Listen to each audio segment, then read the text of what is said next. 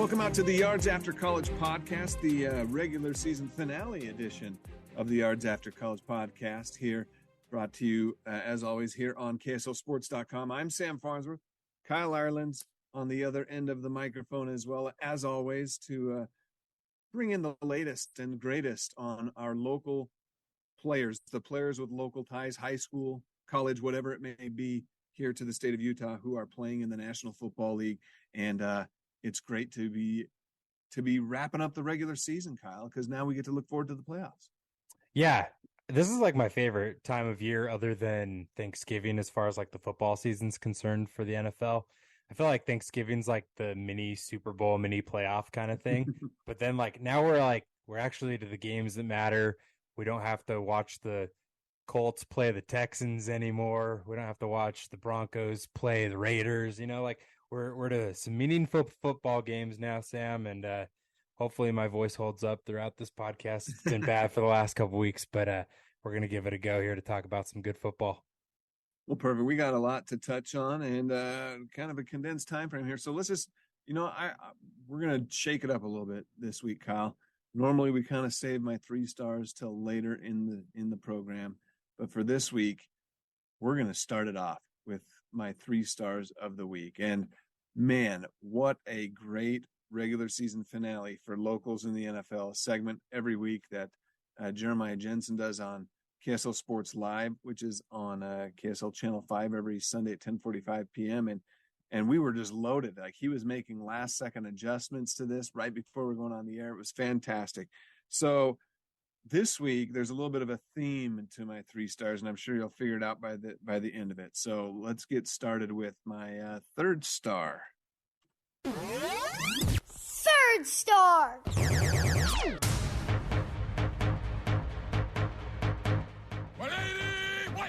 Ellinger under center. And they go to the ground game. This is Zach Moss. Shot out of a cannon. Moss taking no prisoners.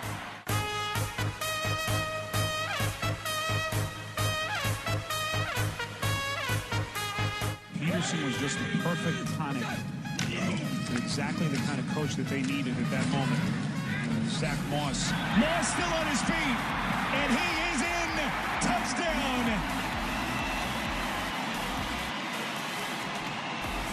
Zach Moss flexing his muscle. Okay, there it is. My 3rd star. The first time I believe he has ever been one of my 3 stars. Colts running back Zach Moss, the former University of Utah running back who is fantastic at the U. He's struggled to kind of find his fit in the NFL. And midway through this season, or partway through this season, he was moved from Buffalo over to Indianapolis. Of course, who knows what his future is with the Colts? They've got some good running backs in the stable there, but right now, Zach Moss, with the way injuries and things panned out, was the bell cow back for the Colts here at the end of the season. Gets his first career 100-yard game, 18 carries, 114 yards, and a touchdown. I hope Zach Moss has found a fit for him in the NFL. Yeah, pretty cool moment for him in the season finale, Sam. The fact that it was his first touchdown of the season after not finding the end zone during his time in Buffalo.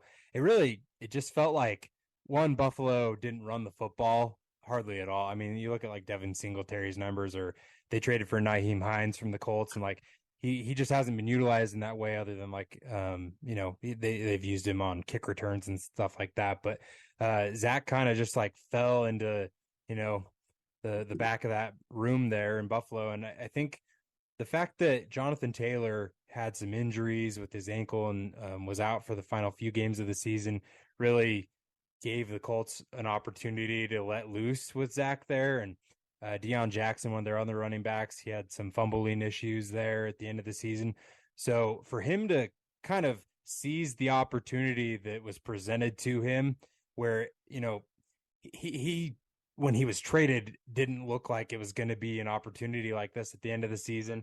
And I don't think we're going to, this performance isn't anything to really write home about. It's just a nod to, him taking an opportunity and taking advantage of it, because it was against the Houston Texans. Let's not go crazy about it. But I think he's under contract for one more season, and I wouldn't be surprised I don't know. This is crazy. I wouldn't be surprised if the Colts traded Jonathan Taylor. He's got one more year left on his deal. I could see them packaging him and like trying to move up to the number 1 pick with the Bears. Just an interesting thing. I mean, I'm not going to say it's like a above 50% chance or anything like that, but it wouldn't shock me if something like that happened. And Zach showing some promise there at the end of the season is going to play well for him into finding a spot with the Colts next year. That would be very interesting to see how the Colts handle that. Even if they keep Jonathan Taylor, I think Moss could maybe be a much better fit as a complimentary back in totally. Well. Yeah, I think he showed it well enough to say, hey, this guy has got a chance to prove himself throughout the summer and into camp next year to be our RB2 if Jonathan Taylor comes back as that RB1 next year. All right, let's move on to the next one. Second star.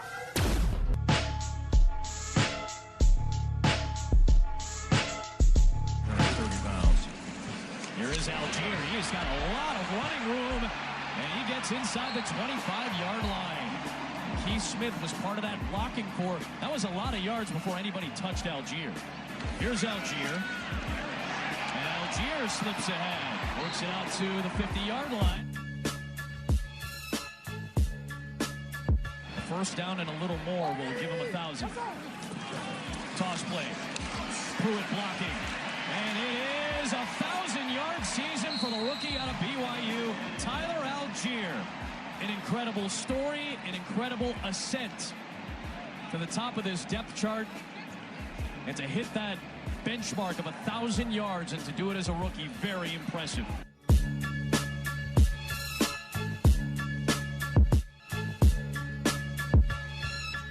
All right, there's my second star. Tyler Algier making his way back into my 3 stars again, and it's for multiple reasons. He had an outstanding regular season finale, 24 carries, 135 yards on the ground. These last 4 games of the regular season have been the version of Tyler Algier BYU fans got used to seeing every week running for the Cougars. We're starting to see that in the NFL now. So he had his 135-yard game, but not only that, he eclipsed the 1,000-yard mark. He became the first BYU running back to ever rush for 1,000 yards in an NFL season by doing so. And there's been some great BYU running backs. It's not like BYU is ever a running back factory, so it's not that shocking that it's taken this long, but that's pretty cool to have that asterisk next to your name now. Not only that, his 1,035 yards on the season came on 210 carries. That's almost 5 yards per carry. That is production right there, especially considering that the Falcons for much of the year were kind of rotating backs, even up to 4 different running backs, right? And Tyler Algier, I think, has cemented himself as the guy. When they drafted him, they said they're hoping that they had a 3-down guy. I think maybe he is that guy for Atlanta moving forward. And man, what a way to start an NFL career. Like you mentioned there, he didn't really kind of solidify himself as that, lead back until probably middle of the season at the earliest point. And then it was really towards that latter third of the year where he really kind of came on. He finished the year number 14 in rushing yards, Sam. He was a top 15 back, and he didn't play as the starting running back all season long, which is just amazing to me. Because, I mean, you think about it, like there's some pretty good running backs in the NFL. I guess you've got, Justin Fields is ahead of him as a quarterback, so he's probably 13th there as the running back. But I think given a full season as the starting running back, Tyler can put himself up there next year as probably like top 7, 8 running back in the NFL if he keeps up this production. Really impressive to see. And I think the cool part about it is he's got some of that home run ability where I didn't necessarily think that he had that as an NFL back. Right. And it's been pretty cool to see him be able to break some of those, 50-yard runs. Hopefully, Atlanta, continues to use him. And I think that they will because, they've got a young quarterback in Desmond Ridder. So you don't want to necessarily just like throw everything even into, a young quarterback like him next season as well. You kind of want to bring him along slowly, whereas Tyler's proven himself already. So pretty cool situation and fun to see him, getting that 1,000-yard. It's one of those marks, you know, as an NFL running back, if you hit that 1,000 mark, you're like, okay, that was a really good season. And you know, 17 games compared to 16 games. I mean, you know, it is what it is, right? But no one's going to think of it like that anymore in the future, really. The 1,100-yard backs. Right. You know, 1,000 yards is still the benchmark. It's still quite a feat to reach for and to accomplish. All right, let's wrap up my 3 stars. First star. Let's go! First and goal for the Lions from inside the 1. Goff turns, gives Jamal Williams right side end zone. Touchdown, Detroit Lions. Yes, sir. Hey, congrats, bro. Thank you. Congrats, buddy. Boy, was that beautiful. It opened up on the right side, and Jamal took it home. First touchdown of the night, 16th of the year, tying Barry Sanders' franchise record for most touchdowns rushing in a single season. They talking about around here. They talking about around here. Goff turns, gives to Jamal. Jamal head down, fighting, trying to get in. At the 1-yard line, did he break the plane? No, they're going to say inside the 1, it'll be 3rd and goal. Bro, he was in. I thought he scored that. That's a touchdown. 3rd and goal for the Lions from the 6-inch line. Goff out of the gun. Hands to Jamal. This time he's in. Touchdown, Detroit Lions. Yes, sir. That's right. Hey, congratulations, bro. You deserve it. That's the mother. Second of the night for Jamal Williams. 17th of the year, breaking Barry Sanders' all-time franchise record for rushing touchdowns in a single season. Number 1, you've got the theme by now. We're staying on the ground for all 3 running backs all day for week 18 of the season. Number 1 star, Jamal Williams. What a season he has had. You know, he's been a great complimentary running back throughout his career. He's a locker room favorite, a team favorite. I guess that's the same thing, a fan favorite.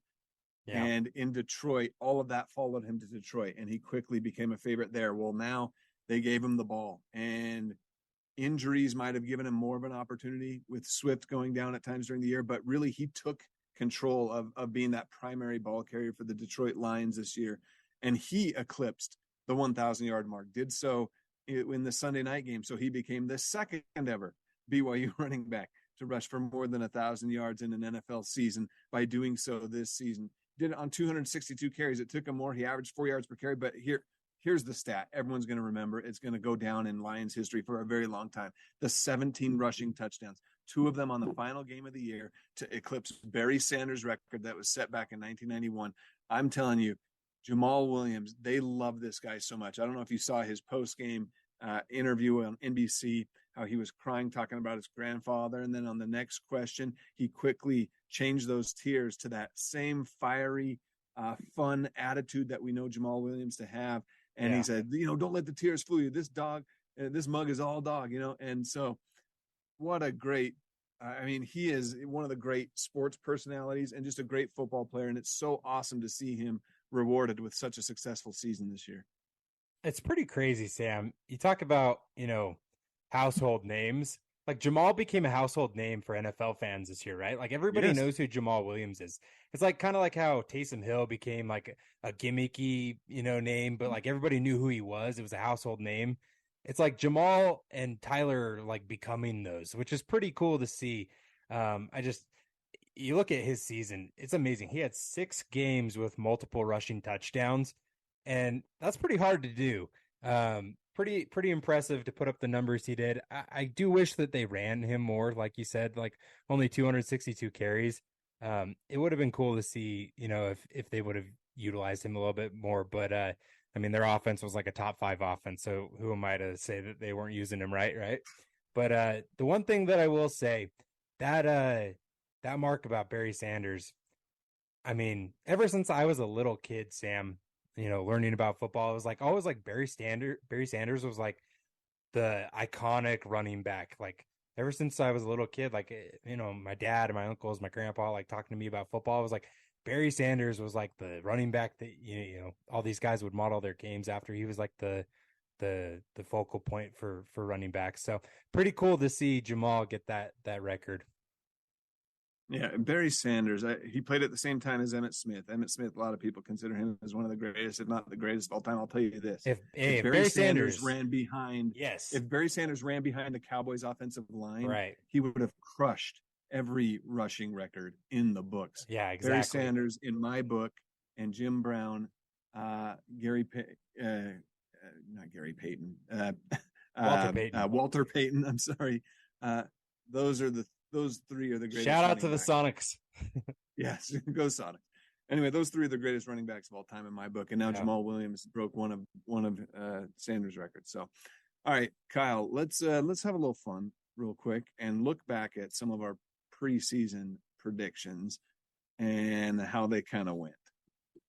All right, Sam, we've got MVP. I said Fred Warner. You said Garrett Bowles. These are the local picks.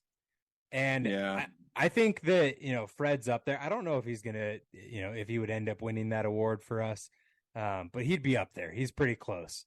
Pro Bowl player this year. Garrett he was Bowles, voted man. all pro by his peers. Yeah, no, for sure. I mean, that's pretty crazy. I don't know. That I don't know how I feel about the players poll. It's first year they've done it, but yeah, pretty cool to see. Garrett Bowles, unfortunate injury, so I think you with that pick, Sam, it's okay.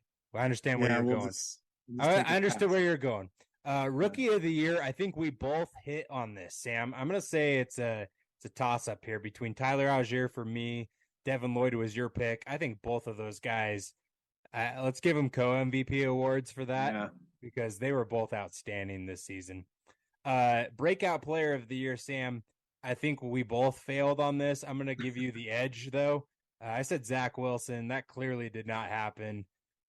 Maybe breakdown player of the year for that. But Bobby Wagner was your pick. I thought Bobby had a nice season. Right. Wasn't to the level of like Fred Warner where it's a Pro Bowl caliber year. Like, I probably thought he was going to continue to play at that, but the Rams just were a mess this year. And then comeback player of the year.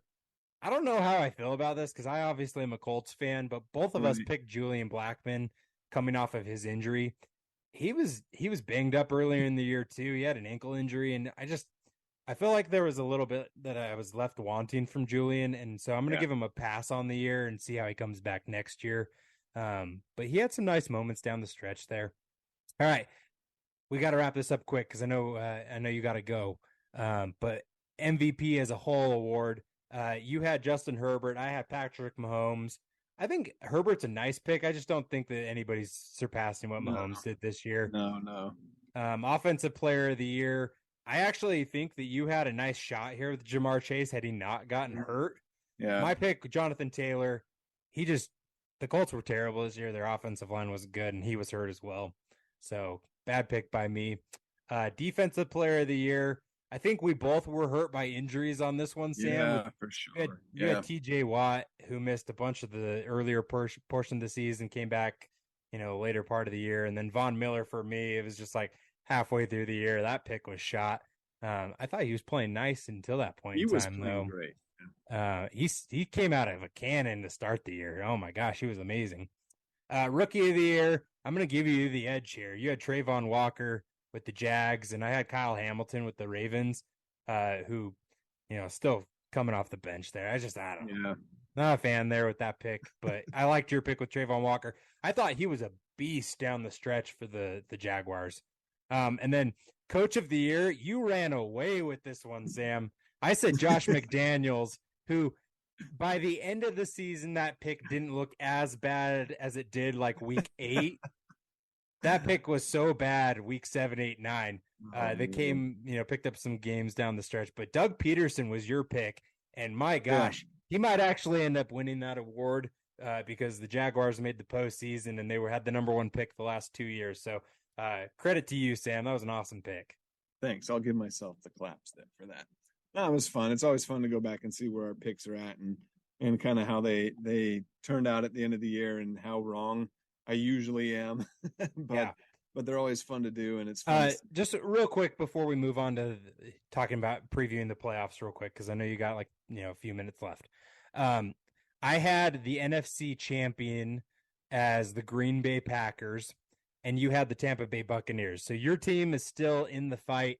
The Packers unfortunately lost on Sunday Night Football in Week 18, so my team's out there. We both had the Buffalo Bills as AFC champions and Super Bowl champions. Yeah. So I think we're all chips in on the Bills there, Sam. Yeah, hey, and I like their chances. I still do. I know the Chiefs are going to have a lot to say about it.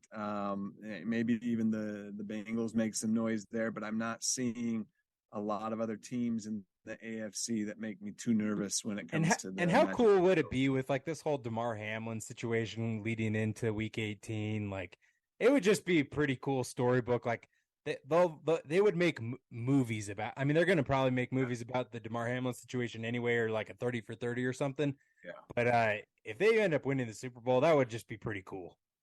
Yeah, no kidding. And I had friends who were disappointed and upset that they weren't able to complete that game at some point because of the implications in seeding and whatnot. And I'm just like, come on, guys, you got to be joking, right? There's so many different reasons why they shouldn't complete the game. DeMar being the number one reason. The last reason on that list being delaying the entire playoffs by a whole week just to fit in one more game is just ridiculous too. But the fact that those two teams could end up meeting in the playoffs, that would be that. Hey, what better way to settle it than in the postseason, right? So we'll see where it all goes. Sam, last thing before we wrap up, we've got a bunch of guys here that are in the playoffs. Some of them are making their postseason debuts, which is pretty cool to see. Might get Tyler Huntley starting on Sunday Night Football, which would be pretty cool. That's wild. Hopefully he's able to go this week because of that injury there. I think he's got multiple injuries with his throwing shoulder and arm and wrist or whatever. But Devin Lloyd, for instance, first time in the playoffs.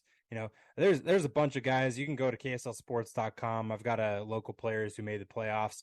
But Sam, just real quick before we wrap it up, who are the guys that you're most excited to see in the playoffs as far as the locals are concerned? Well, I'm going back to the guy I was most excited to see at the beginning of the year. I'm going with Devin Lloyd again with the Jaguars because, again, that's a team that's got, I think, a chance to make a little bit of playoff noise here, a team that certainly reached or exceeded any expectations they had for their squad this year. And the way that Devin has played, that would just be so awesome for him to have a playoff moment, right? A big sack or an interception or something like that against the Chargers on Saturday. So I'm looking forward to that game and to Devin Lloyd in the playoffs, seeing what he can do. And then, Fred Warner is another guy that I would like to see have a successful postseason run. He's put together a pretty decent NFL career to this point. It'd be nice for him to kind of add a nice postseason run to that now.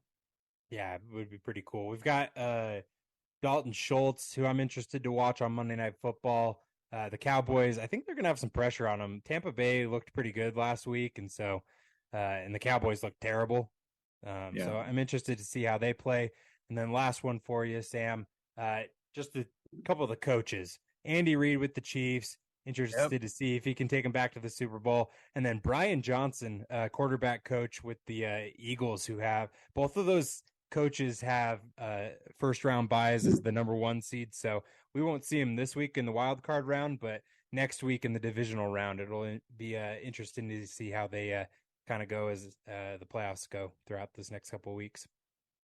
As long as someone by the end of the year with a local tie gets a Super Bowl ring, that'd be pretty cool. So let's hopefully that happens for us. Well, Kyle, I think that's it for this week. It's time to focus on the playoffs now. What do you say? Let's go. I appreciate it. All right. I'm here for it. We'll be back next week, and hopefully we've got some fun games that we can talk about. Yeah, we certainly will. All right. And of course, you can follow all of the what do they call it? Super wild card weekend now, I think, or whatever. You can follow all of it on super awesome, amazing wild card weekend. Yeah. KSLSports.com and on KSL Sports Live Sunday night, 10:45. All right. That's it for Kyle Ireland. I'm Sam Farnsworth. This is the Art After College podcast. Thanks for listening.